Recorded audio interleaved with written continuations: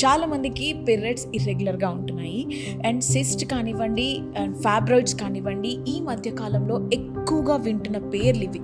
So మన life స్టైల్ని ఎలా చేంజ్ చేసుకుంటే వీటన్నిటి నుంచి మనము ఉపశమనం పొందొచ్చు. అసలు మెడిసిన్స్తో ఇవి క్లియర్ అవుతాయా లేదా సర్జరీసే చేయించుకోవాలా? మన లైఫ్ స్టైల్ ఎలా ఉండాలి?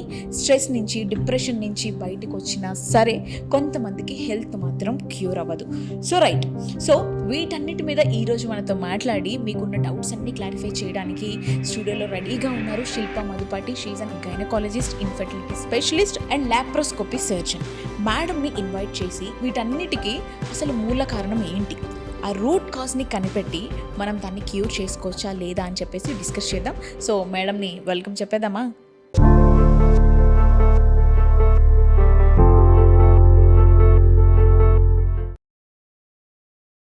హలో డాక్టర్ గారు, ఎలా ఉన్నారు? I'm fine, Vasavi. How are you? Thank you ma'am, నేను కూడా చాలా బాగున్నాను. బట్ ఇప్పుడు నేను అడగాల్సిన క్వశ్చన్ ఏంటి అంటే అందరూ అడిగేస్తూనే ఉన్నారు. కొత్తగా అయితే ఏం కాదు, బట్ నాకు ఇంకా తెలుసుకోవాలని ఉంది. అంటే ఎన్ని క్వశ్చన్స్ అడిగినా ఎంత తెలుసుకున్నా కానీ ఏదో Sure, Amma, we are there to educate the people only, no? అవును. సో ఇర్రెగ్యులర్ పీరియడ్స్ అంటే దానికి అసలు main reasons only PCOD, PCS ఇవే అంటారా? ఇంకా వేరే కారణాలు కూడా ఉన్నాయంటారా? పీసీఓడి, పీసీఓఎస్ అని చెప్పేది ఓన్లీ ఒవేరియన్ హార్మోన్స్ గురించి. అదే పిఎంఓఎస్కి వస్తే అదర్ ఎండోక్రైన్ హార్మోన్స్ కూడా ఇంక్లూడెడ్ ఉంటాయి. సో ఇర్రెగ్యులర్ పీరియడ్స్ కానీ హెవీ పీరియడ్స్ కానీ ఇవన్నీ కూడా అన్ని ఎండోక్రైన్ హార్మోన్స్ని ఇంక్లూడ్ చేస్తూ ఇన్ఫ్లుయెన్స్ చేసి వచ్చేవి. సో పీరియడ్స్ ఒకటే ఈస్ట్రోజన్, ప్రొజెస్టెరాన్ అని కాకుండా థైరాయిడ్ లెవెల్స్ కానివ్వండి, మనలో ఉండే ఇన్సులిన్ హార్మోన్ ఎలా ఉంది, ఇన్సులిన్ పనిచేస్తుందా లేదా, గ్లూకోజ్ లెవెల్స్ ఎలా ఉన్నాయి, వీటన్నిటి బేస్డ్ మీదే ఇర్రెగ్యులర్ పీరియడ్స్ ఆధారపడి ఉంటాయి. సో ఇంకొకటి ఏంటి అంటే మ్యామ్, ఆ బ్లడ్లో కలర్ చేంజింగ్ అనేది చూస్తూ ఉంటాం సమ్ టైమ్స్. అసలు ఎందుకు అలా జరుగుతూ ఉంటుంది? అంటే పింక్ కలర్ వస్తే దీనికి సైన్, రెడ్ కలర్ వస్తే దీనికి సైన్, ఆరెంజ్ కలర్ వస్తే దీనికి సైన్, అలా అని చెప్పేసి ఏమన్నా ఉంటాయి? అలా ఏం ఉండదమ్మా. బ్లడ్ ఫ్లోని బట్టి ఇప్పుడు ఎక్కువ ఫ్లో ఉందనుకోండి, అది క్లాట్స్ రూపంలో డార్క్ కలర్గా వస్తుంది. అలా కాకుండా మీలో హిమోగ్లోబిన్ శాతం తక్కువ ఉన్నా, లేకపోతే ఇన్నర్ లైనింగ్ అనేది ఈస్ట్రోజన్ శాతం తక్కువ ఉన్నా ఈ యూట్రస్ ఇన్నర్ లైనింగ్ అనేది ఫామ్ అవ్వదు. సో షెడ్ అయ్యే టైంలో స్కాంటీ పీరియడ్స్ ఏంటి, యూజువలీ స్కాంటీ పీరియడ్స్ ఎలా ఉంటాయి, లైట్ కలర్లో కానీ పింకిష్గా కానీ, సమ్ టైమ్స్ అది షెడ్డింగ్ అనేది ఎక్కువ లాంగ్ స్టోరేజ్గా ఉండి నిదానంగా వచ్చినప్పుడు ఆరెంజ్ కలర్లో.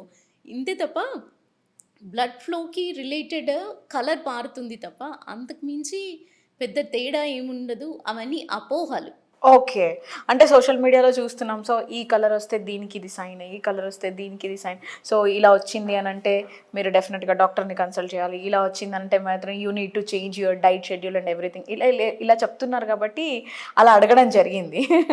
And let me clarify first ఏంటి అంటే, ఫస్ట్ యూజువల్లీ ఉండే సైకిల్ ప్రతి అమ్మాయికి రెగ్యులర్గా సైకిల్స్ ఉన్నప్పుడు వాళ్ళకి రెగ్యులర్గా తెలుస్తుంది కదా. సో రెగ్యులర్గా ఉండేదానికంటే ఎప్పుడైనా నెలలో తేడాగా వచ్చినప్పుడు, అంటే వెదర్ అది తక్కువగా వచ్చినా ఎక్కువగా వచ్చినా, డెఫినెట్లీ మీరు మీలో చేంజెస్ ఏం జరిగాయి మీకు అర్థం కానప్పుడు, అంటే ఫస్ట్ లైఫ్ స్టైల్ చూసుకున్న తర్వాత కూడా మీకు తేడా అనేది తెలియలేదు అంటే డెఫినెట్లీ గైనకాలజిస్ట్ని కన్సల్ట్ అయినట్టయితే సర్టన్ బ్లడ్ టెస్ట్ ఉంటాయి. సో ఎక్కడ తేడా వస్తుంది, ఏ హార్మోన్ వల్ల మీలో మార్పులు జరుగుతున్నాయి అనేది తెలుస్తుంది. ఈ రకంగా వెళ్ళడమే కరెక్ట్. ఎప్పుడు కూడా సోషల్ మీడియా అన్నిటికీ ఆన్సర్ కాదు. It will help you for identification అని చెప్పచ్చు. Okay. So next come to pelvic pain. ఈ మధ్య అది చాలా వినిపిస్తుంది మ్యామ్. వినిపించడమే కాదు, చాలామంది సఫర్ అవుతున్నారు కూడా. సో ఈ పెల్విక్ పెయిన్కి ఈ నార్మల్గా వచ్చే స్టమక్ పెయిన్కి డిఫరెన్స్ ఏంటి మ్యామ్? పెల్విక్ పెయిన్ అనేది యూజువలీ ఎండోమెట్రియోసిస్ అనే సమస్యతో బాధపడుతున్న వాళ్ళకి త్రూ అవుట్ ద మంత్ కూడా వాళ్ళకి కాన్స్టాంట్గా డల్ పెయిన్ అంటూ ఉంటుంది. ఎందుకంటే వాళ్ళకి ఎండోమెట్రియోసిస్ అంటే ఏంటి అంటే, వాళ్ళలో యూజువలీ ఈస్ట్రోజన్ శాతం అనేది ఎక్కువ ఉన్నప్పుడు ఈ షెడ్డింగ్ అనే ప్రక్రియ ప్రతి నెల జరిగేది వాళ్ళకి గర్భసంచి బయట కూడా ఏర్పడుతుంది. ఈ ఏర్పడినప్పుడు ఈస్ట్రోజన్ శాతం ఈ టిష్యూలో ఇన్ఫ్లమేషన్ అనేది పెరుగుతుంది. అంటే ఫలపీన్ ట్యూబ్స్ చూసుకోండి, లేదా అండాశయం చుట్టుపక్కల ఉండే లిగమెంట్స్ కానివ్వండి, అక్కడ ఇన్ఫ్లమేషన్ అనేది పెరుగుతుంది. ఇన్ఫ్లమేషన్ పెరిగి అక్కడ ఒక బ్లడ్ కలెక్షన్ అవుతున్నట్టుగా టిష్యూ రియాక్షన్ ఉంటుంది. ఆ టిష్యూ రియాక్షన్ వాళ్ళకి ఇట్స్ ఏ ఫారెన్ టిష్యూ అనే కదా, న్యాచురల్గా ఉండే టిష్యూ కాదు. దానితో వచ్చే ఇన్ఫ్లమేషన్ ఏంటి, కాన్స్టాంట్గా డల్ రియాక్షన్ లాగా పెయిన్ ఉంటుంది. దాన్ని క్రానిక్ పెల్విక్ పెయిన్ అని కన్సిడర్ చేయడం జరుగుతుంది. అదేవిధంగా ఇన్ఫెక్షన్స్ ఉన్నప్పుడు కూడా వాళ్ళు పెయిన్తో సఫర్ అవుతారు. ఈ okay. 2 are the main reasons for chronic pelvic pain. ఇది ఇంతకు ముందు కూడా ఉండేది, కానీ ఐడెంటిఫికేషన్ అనేది ఇప్పుడు చాలా ఈజీగా తెలుస్తుంది. అంటే అబ్జర్వేషన్ ఆన్ సెల్ఫ్ కేర్ ఎప్పుడైతే అమ్మాయిలు స్టార్ట్ చేశారో దెన్ ఐడెంటిఫికేషన్ అనేది వస్తుంది. ఇంతకు ముందు కూడా ఉండేది, బట్ ఇప్పుడు వచ్చేసి పెరగడానికి most common adulterated food, processed food. వీటి వల్ల హార్మోనల్ చేంజెస్ బాగా ఎక్కువగా మారాయి. ఈ ఎక్కువగా అయిన దానికే రిజల్ట్స్ ఈ క్రానిక్ పెల్విక్ పెయిన్. వెరాజ్ ఈ నార్మల్ మెన్స్ట్రువల్ పెయిన్ ఉంటుంది కదా, మెన్స్ట్రువల్ పెయిన్ కానివ్వండి, ఓవ్యులేషన్ టైంలో ఉండే మినిమల్ డల్ పెయిన్ కానివ్వండి, ఇది సైక్లికల్ ప్యాటర్న్లో ఉంటుంది. అండ్ ఇంటెన్సిటీ వైజ్ అంత ఎక్కువగా ఉండదు. వాళ్ళకి రెగ్యులర్గా ఉండే సైక్లికల్ పెయిన్ అనేది ఒక ప్యాటర్న్లో వస్తుంది. అది that is usual for every female. కొంతమందికి ఎక్కువ ఇంటెన్సిటీ ఉంటుంది, కొంతమందికి తక్కువ ఇంటెన్సిటీ ఉంటుంది. అండ్ ఈ ఇంటెన్సిటీ అనేది కూడా వాళ్ళ సెన్సిటివిటీని బట్టి కూడా కన్సిడర్ చేయడం జరుగుతుంది. సో క్రానిక్ పెల్విక్ పెయిన్కి డల్ పెయిన్, ఈ రెగ్యులర్ వచ్చే సైక్లికల్ పెయిన్కి డిఫరెన్స్ ఇదే. సో చాలా మందికి మ్యామ్ ఈ ఫైబ్రాయిడ్స్ అనేవి ఫామ్ అవుతూ ఉంటాయి. సో అంటే ఓన్లీ అంటే ప్రెగ్నెన్సీ ప్లాన్ చేసే వాళ్ళకే ఇలా అవుతూ ఉంటాయా, లేకపోతే ఆడపిల్ల మెచ్యూర్ అయిన తర్వాత ఈ హార్మోనల్ ఇన్బ్యాలెన్స్ అనేవి స్టార్ట్ అయిన తర్వాత ఇలాంటివన్నీ బయటపడుతూ ఉంటాయా? అవి ప్రెగ్నెన్సీకి ఎలాంటి ఎఫెక్ట్ చూపిస్తాయి?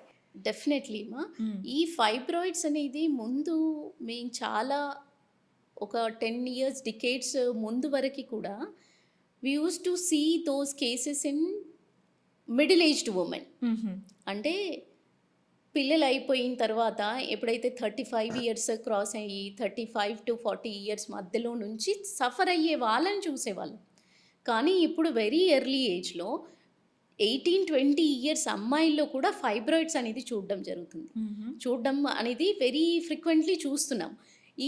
ఇది జరగడానికి కూడా హార్మోనల్ ఇంబ్యాలెన్సే కారణం. ఫెమిలియల్ హిస్టరీ ఉండే వాళ్ళకి కొంతవరకు ఉంటుంది, కానీ ఆ ఫ్యామిలీ హిస్టరీ ద్వారా వచ్చేవి జస్ట్ 5% మాత్రమే. వెరాజ్ హార్మోనల్ ఇంబ్యాలెన్స్ వల్ల వచ్చే ఫైబ్రాయిడ్స్ అనేది ఎక్కువగా ఉంటాయి. ఈ hormonal imbalance once again life style. Okay. మనం తినే ఫుడ్ దగ్గర నుంచి ఏ రకమైన ఫుడ్ తీసుకుంటున్నాము, ఎంత అమౌంట్ ఆఫ్ ఫుడ్ తీసుకుంటున్నాము, అదేవిధంగా what are there in the contents, activities దానికి సరిపడా మనం తినే ఫుడ్కి సరిపడా యాక్టివిటీస్ ఉంటున్నాయా, బర్న్ చేస్తున్నామా లేదా క్యాలరీస్. యాక్టివిటీస్ లేనట్టయితే మీరు ఓవర్ వెయిట్ అవ్వడం, ఓవర్ వెయిట్ ద్వారా ఫ్యాట్ సెల్స్ మేల్ హార్మోన్స్ని రిలీజ్ చేయడం, వీటి ద్వారా ఆండ్రోజన్స్ జనరేట్ అయినప్పుడు ఇన్సులిన్ రెసిస్టెన్స్ ఏర్పడి ఈస్ట్రోజన్ అనేది శాతం పెరుగుతుంది. ఫైబ్రాయిడ్స్ అంటేనే హైపర్ ఈస్ట్రోజెనిక్ స్టేట్. అంటే శరీరంలో ఈస్ట్రోజన్ శాతం అనేది ఎక్కువ ఉన్నప్పుడు ఫైబ్రాయిడ్స్ చూడడం జరుగుతుంది. ఇది irrespective of age we are seeing from 18 years itself. Okay. And ఇదే కాకుండా దీనికి వచ్చేసి ఇది ప్రెగ్నెన్సీకి ఎంతవరకు ఇంపాక్ట్ చేస్తుంది అంటే, ఈ ఫైబ్రాయిడ్స్ ఏవైనా వాల్లో ఉండి డిఫరెంట్ టైప్ ఆఫ్ ఫైబ్రాయిడ్స్ ఉంటాయి మా. ఎప్పుడైతే inner lining of the uterus అనేది డిస్టర్బ్ అవుతుందో అప్పుడే ఫైబ్రాయిడ్స్ అనేది ప్రెగ్నెన్సీకి ఇబ్బంది చేయొచ్చు. ఎప్పుడైతే ఇన్నర్ లైనింగ్ని డిస్టర్బ్ చేయకుండా, కొంతమందికి ఏంటి 10 centimeter వరకు ఫైబ్రాయిడ్స్ ఉంటాయి, కానీ అది పైన వాల్లో ఉండడమే జరుగుతుంది. అది ఎప్పుడైతే ఇన్నర్ లైనింగ్ డిస్టర్బ్ చేస్తుందో అప్పుడు వాళ్ళ సైక్లికల్ ప్యాటర్న్లో మార్పులు జరగడం, ఫ్లో పెరగడం కానివ్వండి, క్లాట్స్ పడడం కానివ్వండి, లేదా రికరెంట్ ప్రెగ్నెన్సీ లాసెస్, అబార్షన్స్ జరగడం కానివ్వండి జరుగుతుంది. సో ఇవి కొంతమంది, మోస్ట్ ఆఫ్ ది ఉమెన్కి ఏంటి, జనరల్ హెల్త్ చెకప్స్ చేయించుకుంటారు కదా, రొటీన్ హెల్త్ చెకప్స్లోనే బయటపడడం జరుగుతుంది. సో జస్ట్ ఏంటి, వెంటనే ఫైబ్రాయిడ్ ఉంది అనగానే సర్జికల్ ఇంటర్వెన్షన్ వెళ్ళాలా, ఏంటి మెడిసిన్స్ తీసుకోవాలా, నథింగ్. ట్రీట్మెంట్ పరంగా స్ట్రెయిట్ అవే మీరు వెళ్ళాల్సిన అవసరం లేదు, but you need to monitor. First మీరు ఇవన్నీ కూడా మీరు గైనకాలజిస్ట్ని కన్సల్ట్ అయినట్టయితే సైజ్ ఆఫ్ ది ఫైబ్రాయిడ్ ఎంత ఉంది, ఏ లొకేషన్లో ఉంది, ఎక్కడ దృష్టి పెట్టాలి, ఏ ప్యాటర్న్ అనేది మీకు చేంజ్ అయితే మీరు కన్సర్న్గా అంటే స్కాన్ మళ్ళీ రిపీట్ చేసి చూసుకోవడము అవసరం అనే విషయాలు తెలుసుకొని దాని ప్రకారం ప్లాన్ చేసుకోండి. ఓకే. అంతే తప్ప ఫైబ్రాయిడ్స్ ఉన్నంత మాత్రాన భయపడాల్సిన అవసరం లేదు. అది లైఫ్ థ్రెటనింగ్ కూడా కాదు. ఓకే. సో మ్యామ్, నేను ఈ మధ్య వింటుంది ఏంటి అని అంటే, ఈ శానిటరీ ప్యాడ్స్ వల్ల కూడా ఈ వెజైనల్ ఇన్ఫెక్షన్స్ కానివ్వండి, ఈ లోపల ప్రెగ్నెన్సీకి సంబంధించిన ప్రాబ్లమ్స్ కానివ్వండి, ఇప్పుడు మన ఫైబ్రాయిడ్స్ దేని గురించి అయితే మాట్లాడుకున్నామో అవి కూడా వస్తున్నాయి. సో ప్యాడ్స్ యూజ్ చేయొద్దు, అందులో కెమికల్స్ ఉంటున్నాయి, క్యాన్సర్స్ వస్తాయి, సో ఇచ్చింగ్ రావడం, బ్లాక్ అవ్వడం, ఇలాంటివన్నీ కూడా వింటున్నాను మ్యామ్. అది నిజమే అంటారా? ఎంతవరకు నిజం, ఒకవేళ నిజమైతే? ఇది 50% నిజమేమా. ఓకే. ఎందుకంటే శానిటరీ నాప్కిన్స్ అనేది కూడా శానిటరీ ప్యాడ్స్ ఏవైనా డిస్పోజ్ చేసేది how frequently you are changing అనేది మ్యాటర్ అవుతుంది. Okay. So whether it is company wise అని కాదు, ఎంత ఆర్గానిక్గా మీరు తీసుకున్నా, ఆర్గానిక్ కానివ్వండి, ఏ రకమైన ట్యాంపోన్ కానివ్వండి, రెగ్యులర్గా ఎవ్రీ 3 to 4 అవర్లీ చేంజ్ చేసినట్టయితే డెఫినెట్లీ మీకు ఏ రకమైన ఇన్ఫెక్షన్ రాదు.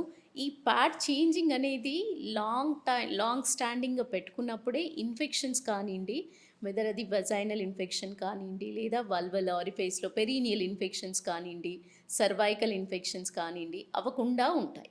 So regular hygiene maintenance wise and regular ఫ్రీక్వెంట్గా చేంజింగ్ చేస్తున్నప్పుడు ఏ రకమైన మెథడ్ మీరు వాడినా సరిపోతుంది. సో ఈ శానిటరీ ప్యాడ్స్తో పాటు ఈ ప్యాంటీస్ ఏవైతే ఉన్నాయో అవి కూడా మనం రెగ్యులర్గా చేంజ్ చేయాలి, లైక్ ఎవ్రీ 3 monthsకి ఒకసారి, 6 monthsకి ఒకసారి. వాటి వల్ల కూడా ఎఫెక్ట్ ఉంటుందా?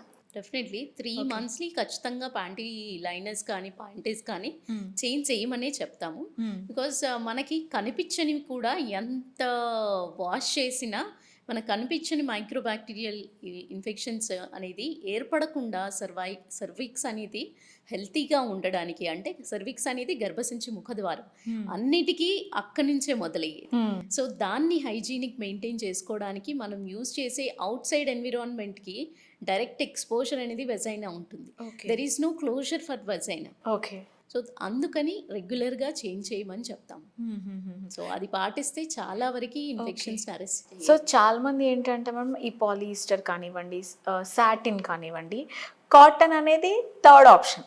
సో వాటిని ఫస్ట్ ప్రయారిటీగా పెట్టుకుంటున్నారు. అంటే దాన్ని ఏమంటారు అంటే చాలా సాఫ్ట్గా ఉండాలి, మాకు ఏ డ్రెస్ వేసుకున్నా కానీ కనిపించొద్దు అని ఫ్యాన్సీ కైండ్ ఆఫ్ వాటిని యూజ్ వెళ్ళడం వల్ల కూడా ఇలాంటి ప్రాబ్లమ్స్ ఫేస్ చేస్తున్నారు అని అంటారా?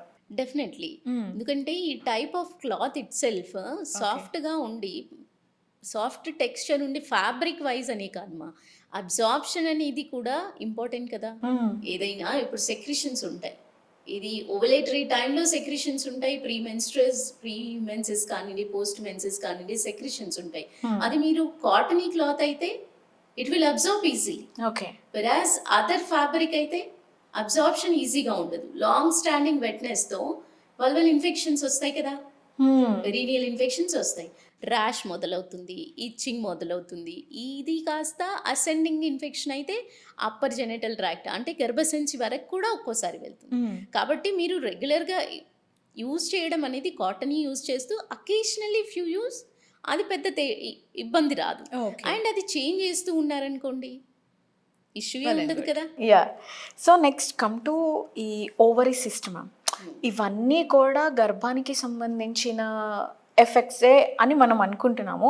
అంటే ప్యాడ్స్ కానివ్వండి, ప్యాంటీస్ కానివ్వండి, ఇవి కూడా ఎఫెక్ట్ అవుతాయి, ఒక 10 to 20% అని మాట్లాడుకుంటున్నాం మ్యామ్. బట్ ఇప్పుడు ఈ ఓవరీ సిస్ట్ అనేవి అవి ప్రతి సిస్ట్ డేంజరే అంటారా, లేకపోతే ఇట్స్ ఎ గ్రూప్ ఆఫ్ అని మీరు చెప్తారా? ఇవి ఎందుకు ఫామ్ అవుతాయి అని మిమ్మల్ని అడిగితే మీరేం చెప్తారు? ఓవేరియన్ సిస్ట్ అనేది డిఫరెంట్ టైప్స్ ఉంటాయి మా. స్మాల్ సిస్ట్ ఉంటాయి, లార్జ్ సిస్ట్ ఉంటాయి. స్మాల్ సిస్ట్ గురించి చాలామంది రెండు కూడా నార్మల్ కాదు. ఒక సెల్ జనరేషన్, సిస్ట్ అంటే ఏంటి? సెల్ అనేది నార్మల్ సైజులో ఉన్నప్పుడు దాన్ని ఫాలికల్, అండం విడుదలయ్యే కావాల్సినంత సైజ్ ఆఫ్ ది సెల్ అనేది డెవలప్ అయినప్పుడు దాన్ని ఫాలికల్ అని చెప్పడం జరుగుతుంది. అవసరమైన దానికంటే, అంటే ఫర్ ఎగ్జాంపుల్ యూజువలీ ఇప్పుడు 2 సెంటీమీటర్ డెవలప్ అయినప్పుడు ఎగ్ అనేది రిలీజ్ అవుతుంది. అది 2 సెంటీమీటర్ గ్రోత్ రాకుండా 1 సెంటీమీటర్ లోపే ఉన్నప్పుడు వాటిని స్మాల్ సిస్ట్ అని చెప్పడం జరుగుతుంది. ఈ స్మాల్ సిస్ట్ ఉండే ఓవరీస్ని పాలిసిస్టిక్ ఓవరీస్ అని చెప్పడం జరుగుతుంది. దీన్నే పీసీఓ ఓవరీస్, పిఎంఓఎస్ లో చెప్తారు కదా పాలిసిస్టిక్ ఓవరీస్ అని, అది. ఓకే. వెరాజ్ లార్జ్ సిస్ట్ వచ్చేసరికి లార్జ్ సిస్ట్ ఈజ్ కొంచెం కాంప్లికేటెడ్ సిస్ట్ అని చెప్పాలి. ఈ కాంప్లికేటెడ్ సిస్ట్ అనేది 3 సెంటీమీటర్ కంటే అబోవ్ ఉన్నప్పుడు అవి లార్జ్ సిస్ట్ అని చెప్పడం జరుగుతుంది. ఈ లార్జ్ సిస్ట్ గా వచ్చేసి డిఫరెంట్ టైప్స్ ఉంటాయి. బ్లడ్ కలెక్టెడ్ సిస్ట్ ఉండొచ్చు, లేదా దాంట్లో ఏదైనా అబ్నార్మల్ సెక్రిషన్స్ అవ్వడం కానివ్వండి, లేదా డెర్మాయిడ్ సిస్ట్ అని కానివ్వండి. ఇవన్నీ కూడా వెదర్ స్మాల్ సిస్ట్ కానీ లార్జ్ సిస్ట్ కానీ అన్ని హార్మోన్ ఇన్ఫ్లుయెన్స్డ్.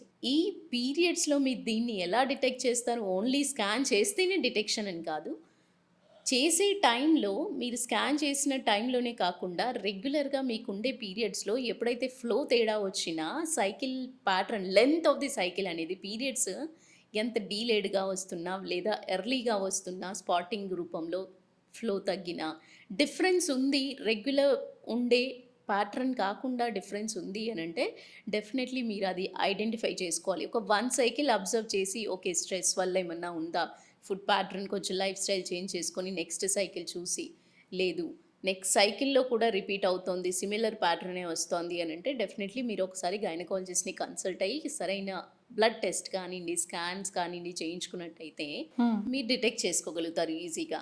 ఆ లార్జ్ సిస్ట్ కాస్త మీకు ఒక సర్టన్ ఒక 5 to 6 సెంటీమీటర్స్ వరకు ఉంది అని అంటే మెడిసిన్స్ ద్వారా 90% క్యూర్ అవుతుంది.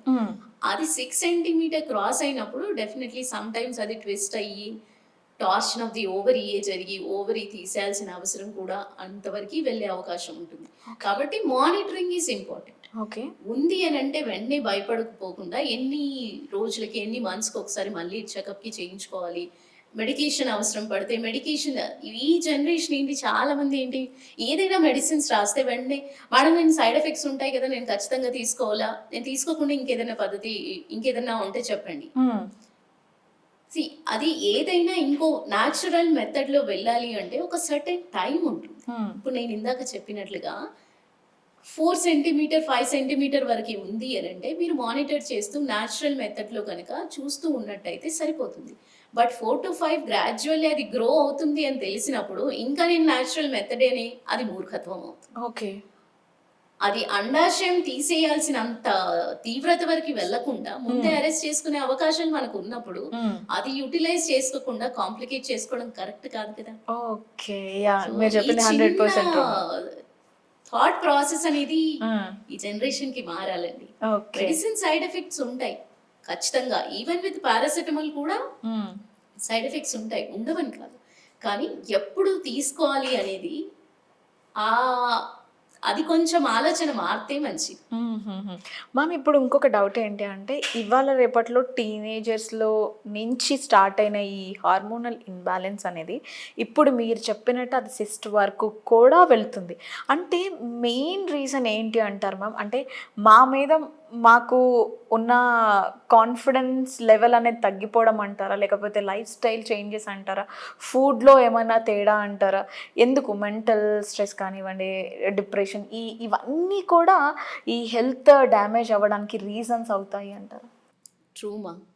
నౌడేస్ we are seeing so many anti anxiety medicines, anti depressants బాగా తీసుకుంటూ ఉండడము, అంటే పేషెంట్స్ ఆర్ ఇంక్రీజింగ్, యాంగ్జైటీ బాగా ఫీల్ అవుతున్నారు, డిప్రెషన్లో వెళ్తున్నారు, వాళ్ళ మీద వాళ్ళ కాన్ఫిడెన్స్ లేకపోవడం కానివ్వండి, వెరీ ఎర్లీ ఏజ్ అంటే అరౌండ్ 16 to 18 ఇయర్స్ పిల్లలు కూడా, అంత చిన్న పిల్లలు కూడా ఈ రకమైన ఆలోచనతో ఉన్నారు అని అంటే డెఫినెట్లీ ఒక 50% హార్మోన్స్ మీద ఇన్ఫ్లుయెన్స్ ఉంది. ఈ హార్మోన్స్ ఎప్పుడు మనం తీసుకునే ఫుడ్లో కానీ, ఫుడ్ తీసుకున్నది ఎక్కువ ప్రాసెస్డ్ కానీ ఉన్న ఈ జంక్ ఫుడ్ ఎక్కువగా తీసుకునే పిల్లల్లో, అంటే ఓవర్ వెయిట్ ఉన్న వాళ్ళు కానీ చాలామంది సఫర్ అవుతారు. సెల్ఫ్ లవ్, వీళ్ళకి ఏం చేసుకోవాలి? సెల్ఫ్ లవ్ ఫస్ట్ స్టార్ట్ చేస్తే, సెల్ఫ్ లవ్ అంటే సెల్ఫ్ కేర్, మన మీద మనం దృష్టి పెట్టి మన హైట్కి తగ్గ మన వెయిట్ ఉన్నామా, దానికి ఏ విధంగా చేయాలి. ఇంకోటి చదువు, చదువు కూడా బాగా stress. Education system it self బాగా స్ట్రెస్ ఉంటుంది పిల్లలకి. ఇది ఒప్పుకోవాల్సిన విషయం. కానీ చదవాల్సిందే కదా! అంతే. వాళ్ళు ఎదగాలి లైఫ్‌లో అనంటే పాస్ అవ్వాలి, చదవాలి. చదవాలి. ఆ చదువుతో పాటుగా కొంతవరకి వాళ్ళకి మెంటల్ రిలాక్సేషన్‌కి యోగా కానియండి, లేదా వాళ్ళ ఏదైనా ఇష్టమైన యాక్టివిటీ ఉంటుంది కదా! లైక్ ప్లేయింగ్ గేమ్స్ కానీ, అవుట్‌డోర్ యాక్టివిటీస్ కానీ, changing the environment also brain relaxation ఇస్తుంది. ఈ బ్రెయిన్ రిలాక్సేషన్ జరిగినప్పుడు డెఫినెట్‌లీ వాళ్ళ మీద వాళ్ళకి కాన్ఫిడెన్స్ రావడం జరుగుతుంది. అవును. సో, అవును. ఈ వాళ్ళని వాళ్ళు ఫస్ట్ ప్రేమించడం స్టార్ట్ చేస్తే కాన్ఫిడెంట్ లెవెల్స్ పెరుగుతాయి, కాన్సంట్రేషన్ కూడా పెరుగుతుంది. ఎడ్యుకేషన్‌లో కూడా మీరు ఎక్సెల్ అవ్వగలుగుతారు. So, okay. ఈ చిన్న సెల్ఫ్ కేర్ అనేది చేంజ్ అనేది మొదలైతే చాలా మందికి హెల్ప్ అవుతుంది. Thank you so much ma'am. Me smile ఎంత బ్యూటిఫుల్గా ఉందో. నాకు నేను అడిగిన క్వశ్చన్స్ అన్నిటికీ కూడా అంతే బ్యూటిఫుల్గా ఆన్సర్ చేశారు. Thank you so much.